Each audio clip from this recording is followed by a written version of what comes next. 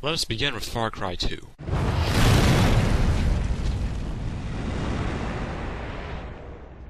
Taking place in an unnamed Central African nation teetering on collapse. See that plane? You won't see any more very soon. It's probably the last one. The player is a hired gun sent to kill the Jackal. The target's presence in the state continues to be a destabilizing influence. He's largely responsible for the recent influx of weapons into the country and clear violation of the Joint Signatory Framework. His reputation as a dangerous arms dealer is well deserved. Orders are to terminate. A dangerous arms trafficker who has been selling weapons to both sides of the oncoming civil war. Much like Kurtz, this man is a mystery and proves hard to find, leaving only his philosophical diatribes in his wake of destruction. Well, that didn't work out the way they planned. I'm still breathing and you're the one with malaria. You can tell them you tried, but that means f***, doesn't it? You're fired. You know it, and so do I. You had your shot, but now it's over. And since men like you only work for money, you're no longer my problem. You'll have to find something else to do with yourself now. What your old clients don't seem to understand is that they can't kill me. Do you understand what I'm saying? Nobody kills me. Nobody. I'm the one who decides who lives and who dies. Me. Although the game touches on many subjects, such as post-colonialism... People back home say they want to help. Every day I hear it in the paper, on the radio. But they're lying. They're not ready to do what's necessary. They wear their halos and they stand by wringing their hands. You and me, we found a way. Societal breakdown? Bloody idiot. Nobody follows the rules anymore. And philosophy. You can't break a man the way you break a dog or a horse. The harder you beat a man, the taller he stands. To break a man's will, to break his spirit, you have to break his mind. Men have this idea that we can fight with dignity. One definitely makes its mark felt. Survival versus idealism. You know, there's a book I read a long time ago. Still think about it every day. It helps me understand life out here. The book talks about men, about what motivates them. Simple, really. A living being seeks above all else to discharge its strength. Life itself is will to power. Nothing else matters. So long. When forced to, people will betray their ideals in order to survive. This is seen in the two rival factions of the game. The Alliance for Popular Resistance. This is the APR, greatest faction in the land.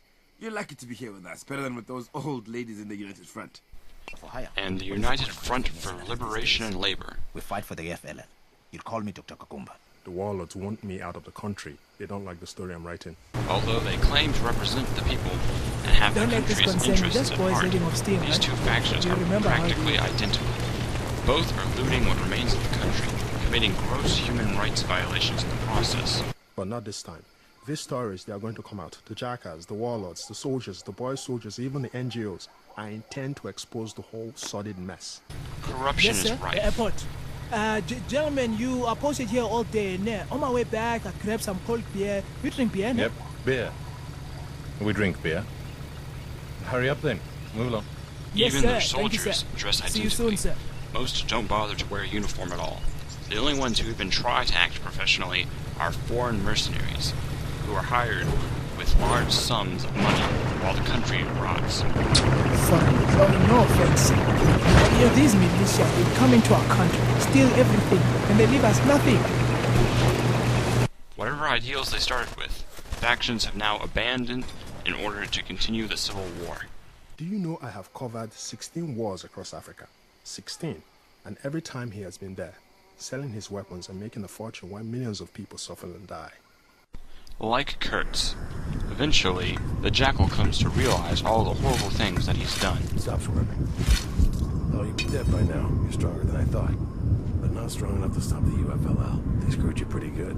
So we've got new men in office. Now what do you think's gonna happen? You already know. The whole world knows. First, they'll take everything they can get their hands on. Rob the banks and the stores.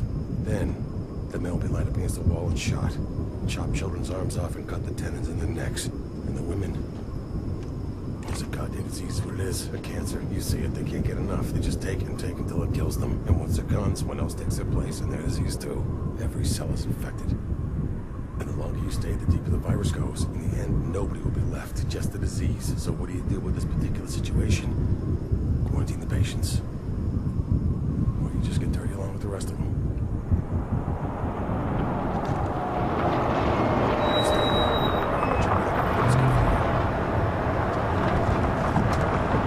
However, unlike Kurtz, he's able to do something about it. When the factions attempt to sign a bogus peace treaty, he intervenes in order to repair all the damage that he's caused. Move or I'll cut your throat. It's you. If you're here to help understand that ceasefire, you're too late. A peace agreement, what a joke, a comedy act. Do you think these men wanted peace? They wanted privacy is what they wanted. They wanted the world to stop paying attention to them so they could go on with the raping and pillaging. In peace, you see.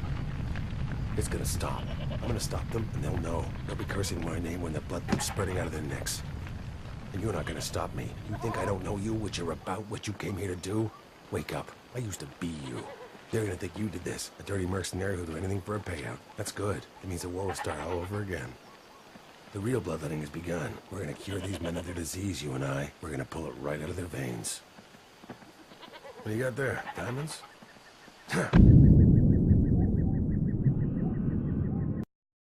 The Jackal enlists the help of the player in order to root out the cancer that he's caused. In here. Almost done. Give me the briefcase.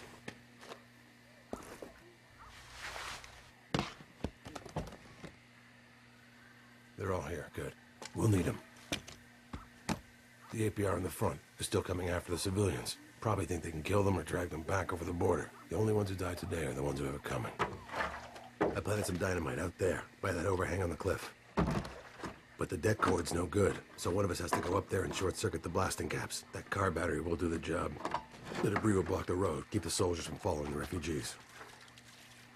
And it'll kill the poor bastard that takes the job. That's either you or me. The other guy's gonna take those diamonds to the border and use them to bribe the guards, so there's no problems with the crossing. Those civilians are making it to the camps tonight, every last raggedy one of them. Then when the handoff's complete, that guy, you or me, is gonna put a bullet into his own head. I do both jobs myself, but there's not enough time. The only way this is gonna work is if we see it the whole way through to the end. Every cell of this cancer has to be destroyed. That includes you and me. If we don't finish this, and the whole mission has been a waste, a farce. It'll start up again just like it always does. So which one are you taking? Diamonds or dynamite? It's up to you. While prominent, the Jackal wasn't the only factor in the Civil War. Several foreign mercenaries and journalists have become trapped in the country. You can engage in missions given out by these people. Not all of my people have left. Many are trapped, scared of what will happen if they are caught trying to leave. And there are others who have chosen to stay. We try to help where we can, and we could use someone like you. In exchange for malaria pills or other bonuses. As your relationship with one or more mercenaries grow, you begin to form a bond. Your closest friend will become your best buddy, giving out special objectives during missions to help you out. While your second best buddy becomes your battle buddy, who will charge into battle to help you anytime you seem to be overwhelmed. If one of your buddies is wounded, then you have the option to treat him.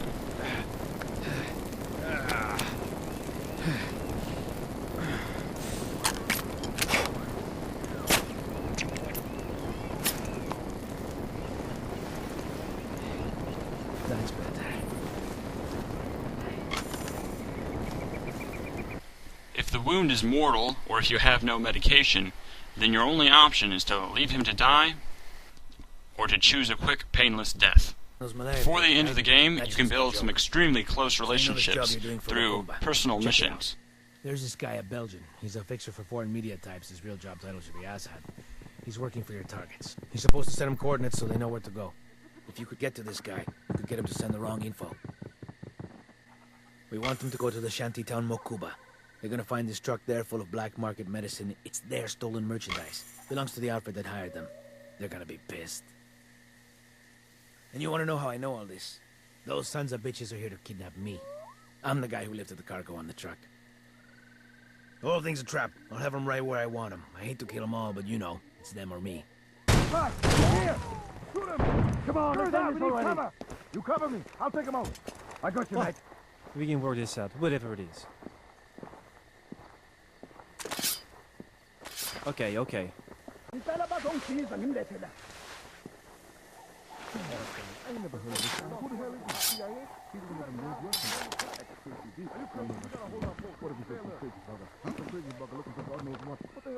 Bravo, Papa Mike. This is Charlie 2-4. Do you read?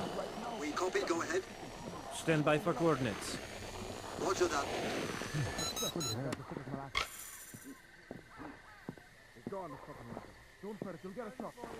It's unfortunate, then, what you face at the end of the game. As a part of the Jackal's plan, you have to steal a case of diamonds from an arms dealer.